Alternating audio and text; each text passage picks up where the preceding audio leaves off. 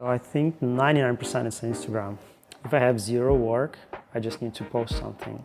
Out of any post, I get at least one project or two, three, four just asking like, oh, how much does that cost?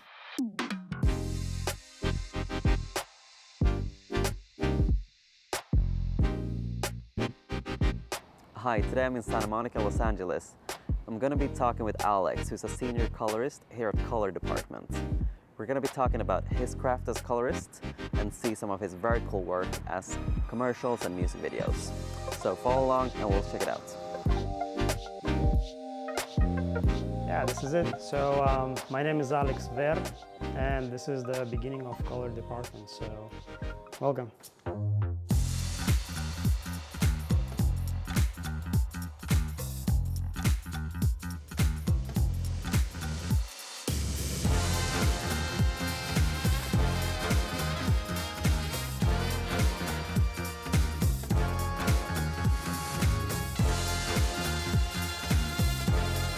So the Venice and Santa Monica, it's more like commercial sites. Okay. All those commercial agencies are here, El Segunda, Playa del Rey.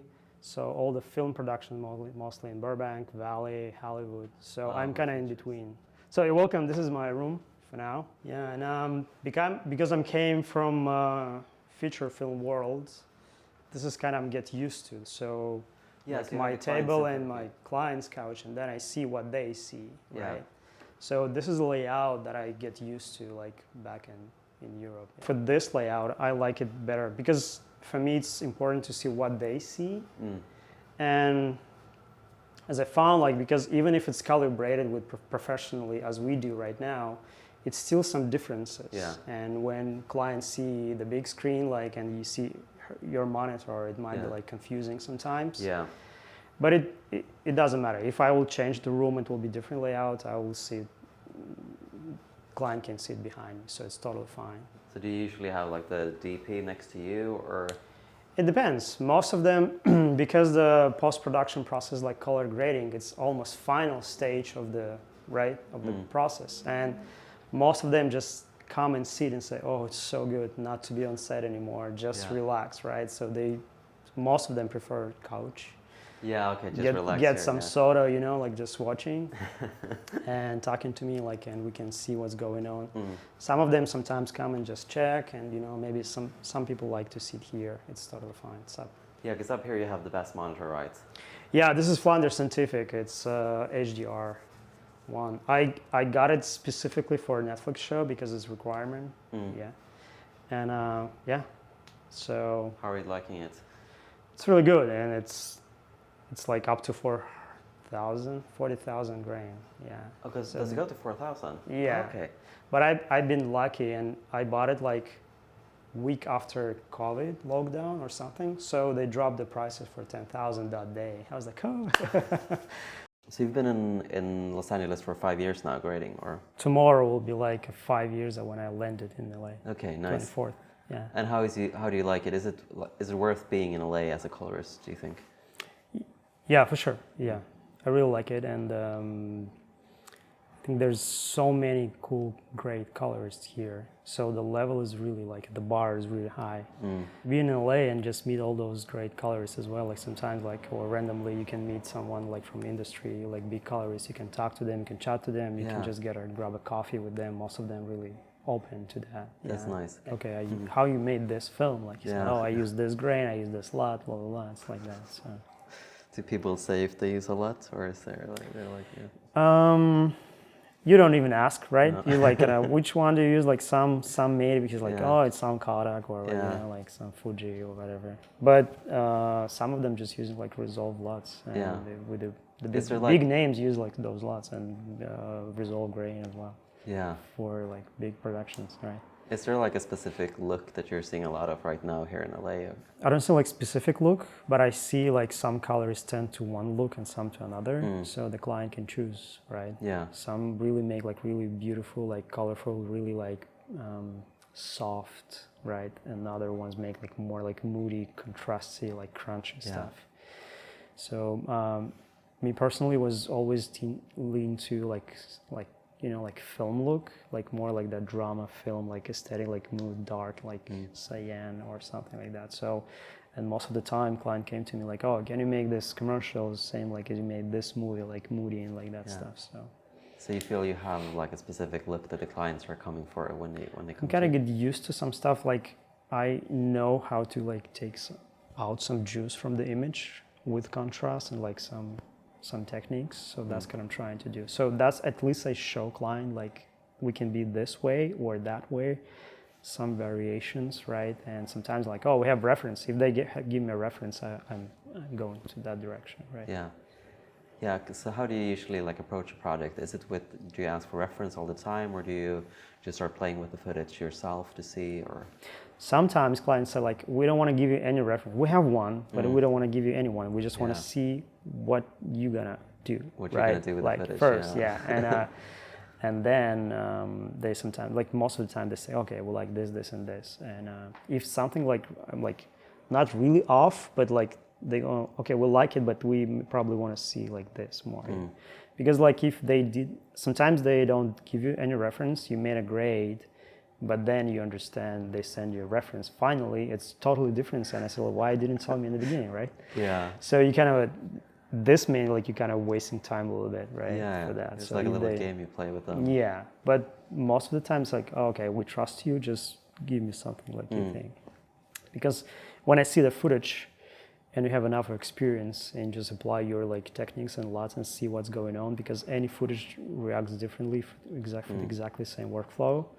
And you kind of see that, can I do this or something like that? So I'm trying to tweak it and send clients like at least 3, 4, 5 options.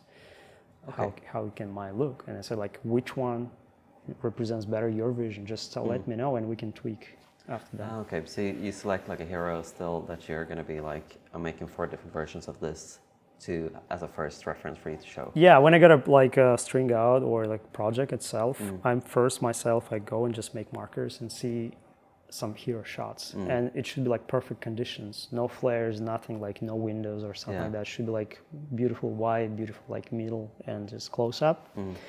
And I made some basic look to that and make variation out of that. And send those like hero shots to client in different variations. Usually just frame.io, just and do that quite like quickly in the day, like as soon as possible. Oh yeah, it's like in 1 hour. Yeah, I can do that. Yeah. So I send it like in 1 hour. They say, oh, okay, well like this, and this, and then okay, I'm going offline, and I make full preview like for a music video, for example, or for a commercial. If clients wants offline, if they want online, I use like Pixel View and just send them a link. And we go together through hero shots, and then everybody go, do their stuff. I just finish preview and send them either the frame.io or they connect back and we just finish it together. Okay. How much do you like to polish the grade before you're sending a first like video version? Do you like do like the details with windows and stuff to begin with, or do you send something like with only primaries first? No, absolutely. So idea to send them preview that they don't comment and it's done. So I will never send like dark image without, and then, oh, I will apply window later. No, it will not work, right? So when I do like looks, I just some stills, I already make them the way they accept it. Yeah. Because like if I don't make it first and then they kind of, not every client really experience and say, so not everybody see what it will be at the end, right? Sure. So mostly DP knows what it works, how it works. So they trust you, but some of the clients are like they like babies. They don't even see. I don't know how will we.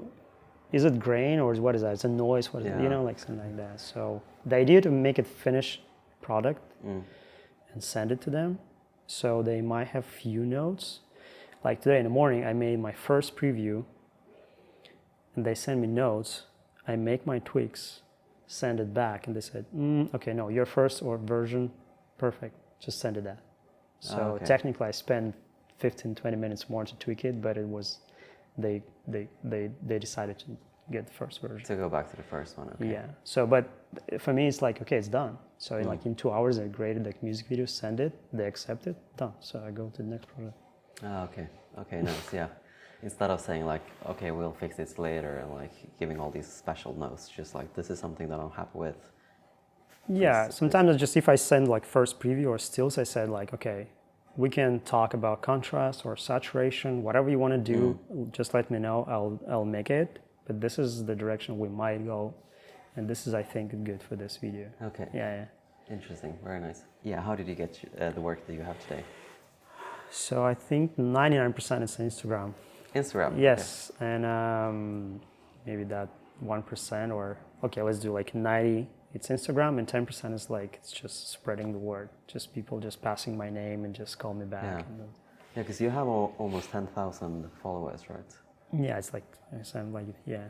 So is that from all over the world then, or do you mostly work with LA clients? So I started back in Moscow. So when Instagram was just pop up and nobody like mostly use it for, nobody knows what to use it for, right?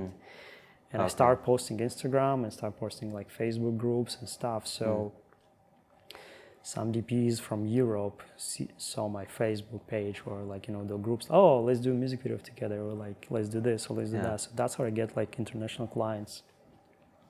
And when I came to LA, I already have all those clients like here and mostly in Europe. Yeah. And right now it's mostly like local and some few Europe clients and maybe like Miami, Costa Rica, like Mexico sometimes like. Oh, nice. But mostly it's, it's United States. So you definitely think it's a good way for someone coming up to work hard on their like social media and post a lot? I think it's the most effective.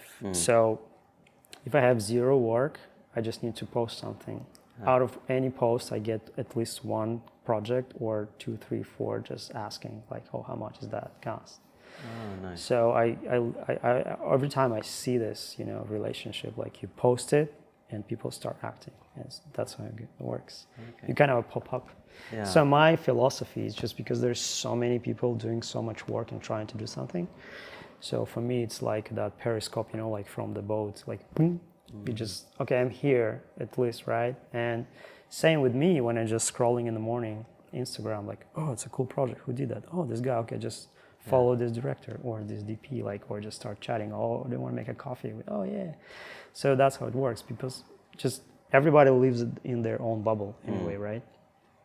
So you just see somebody, you need to be somewhere at least. Yeah, that's how it works. Yeah, like be on top of mind of people, like when they're thinking about their next project. Or like be nice and just follow their work and like it and comment, I like it, admire, just just be truthful. Yeah, be interested in what other people are doing. Yeah. Because like you like them, like it's end of the day, it's not a competition because there's so much work out there, right? It just needs to be like nice. That's very interesting. Yeah. Definitely, and be more like collaborative and not see other colorists as your like competitors. Be more like. It used to be like that, but it's not anymore. I believe. Yeah. People are becoming more and more friendly and sharing. Yeah, techniques, people start meeting.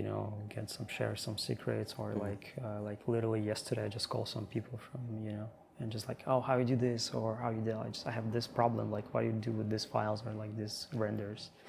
Oh yeah, this is it. So.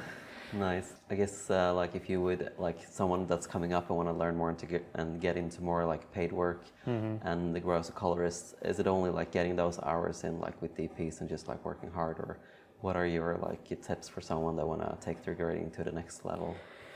I think you need to be friend with like young DP who will grow with you, and when he grow, you grow. Yeah. So I see the world like layers. So there's a layer of my generation and plus minus like 10 years or something, right?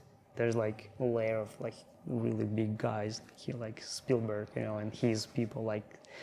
So you can definitely be there for sure, but mostly, I think you will stay with your generation, like creative people, right? And they're behind you, so there's like new guys rising up. They work with each other because like they free, young, like has no money, like hey, let's do it, right? In your layer, you have responsibilities like kids, mortgage, like all that stuff. So you can't like do all free project every day, right? As I used to do. So there's like some, and just do a lot of free projects, do a lot of like work with everybody, just be friends with everybody, and just call anybody and say like, oh, can I make your music video? Like I literally like texting like people in London, like I really like your music group, like band. Can I make a music video for you? Yay! So that's how it works. You just make connections and work a lot. Yeah, but nothing will replace those hours that you need to spend That in you're the spending room. just in front of this monitor, yeah. Because you can learn Resolve, I believe, like in 4 days, like every button, but your brain and eyes will never be trained that fast. So when I started, I never saw that black is blue, like, right? Yeah. So this black is red, this black is greenish, because it's just black and black, right? And now, and if you don't see, you cannot fix it because you don't know Yeah. what to fix, right? Sure. So it only develops with the time. How do you balance your sort of passion projects and the paid work at the moment? Do you have like specific like I want to spend 1 day a week on a passion project and 4 days on paid, or do you have any sort of rules for yourself? It's hard to predict the schedule. So I ended up with the method. There's some big projects that pays my bills and checks and keep me stay, Yeah. on the flow. So I decided to make as much as possible like low budget or free project with really creative people that I see potential, right? And like right now I will start feature film like completely for free because the footage is so great. It's like insane, and we just find really good color on that. It's like, yeah, let's do it, because it was passion project, and I believe if somebody growing, you grow with them, and if you can make them look better with your skills, they probably will sell the project way faster than it will be amateur color, right? So, and especially if you see like really good edit, really good sound, and people just really passionate, just make it for free. Everybody work for free, like 4 years, for example. Like, yeah, let's do it because I want to be part of that. Because that's really fun, right? Yeah, for sure, that energy, yeah. Yeah, and I can get there's some clients, they, like Netflix, they just pay and you're just working on it, right? But your heart really on the narrative stuff, like some music videos or something like that, yeah. Okay, I see. Especially like with big clients or big names, it's like, oh, we have like $400. Yeah, let's do it. Who cares, right? It's YouTube music video. Yeah, let's do it. So it's not about money most of the time. It's just more about like get those really cool projects, like and just be part of that, right? It's very fun, yeah, be a part of the creative process, yeah. Yeah, because like if people see really like if you can express yourself and somebody with money will see that, they'll say, oh, we have this budget and can you make this music video as this one? Say, yeah, let's do it. I've heard like there can be like a challenge with music videos, for example, that the artist like want one thing and the director wants a different thing, and there can be some conflict in there. Like, how do you usually sort of find a common look that everyone likes? Do you have any like tips for dealing with that kind of situations? Usually you ask like who's responsible and makes decision, but most of the time you don't even know. You just don't know, right? They just send you and said if they have reference. It's the same process. Sometimes it get like really crazy, so there's a producer on their side, on my side. Say, okay guys, this is really fun, but we need to make a decision what I want to do, right? And I think like 90% time it's so smooth. Sometimes like maybe artists make some notes. So we just finished like music videos like recently. Everybody happy, like everybody. And the artist said, "Oh, I really like it, but can you make all those like people around me like shining, glittering?" Okay, so it was like 2 weeks of VFX after that, because she's just made up like, oh, I like it, but can it be like more like this? And it wasn't on the original script or something, so the director was like, okay. So it might happen, yeah. Or like, let's change like all the like wardrobe, all the dresses make the different color. Like, okay, it's a VFX, so we need to wait on VFX as your budget's growing like that. So.